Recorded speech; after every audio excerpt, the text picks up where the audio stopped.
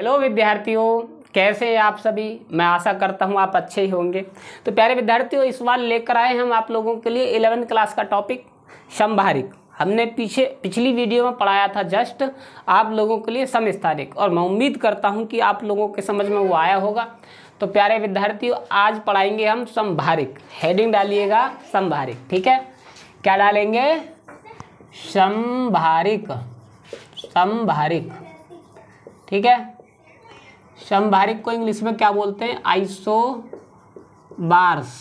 ठीक है, आइसोबार्स, ठीक। तो मेरे बच्चों, आइसोबार्स में आइसो का मतलब क्या रहता है? आइसो का मतलब होता है समान, और बार्स मतलब क्या होता है? बार्स मतलब होता है मेरे बच्चों भार। तो क्या हो जाएगा? समान भार।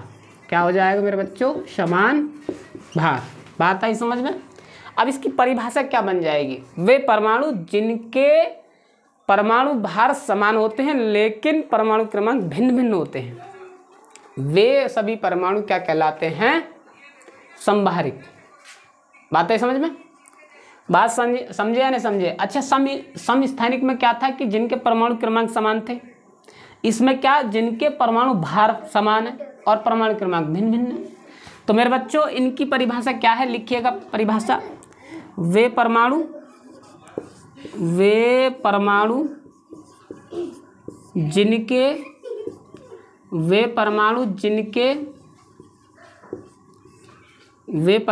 जिनके परमाणु भार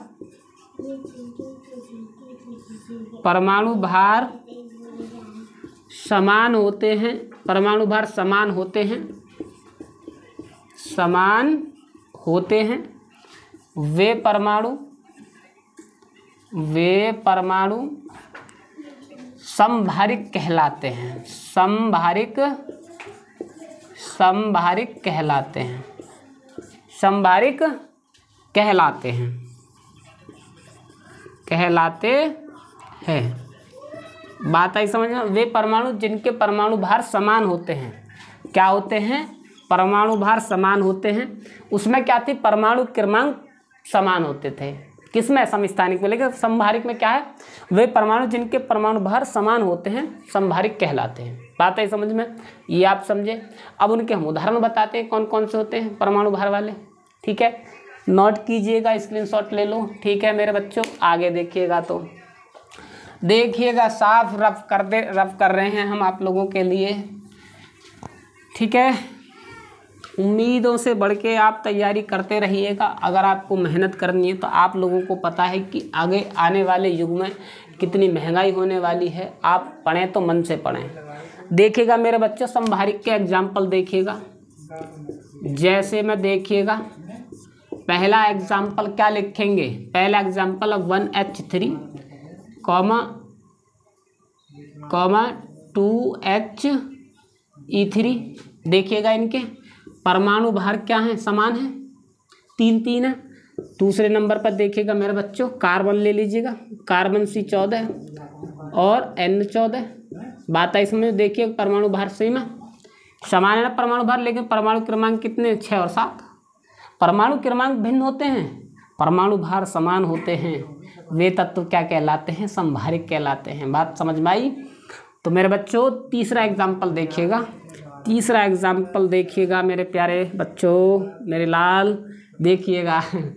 तीसरा एग्जाम्पल क्या होता है? AR18 40 CA 20 और 40। बात आई समझ में? बात समझे या नहीं समझे?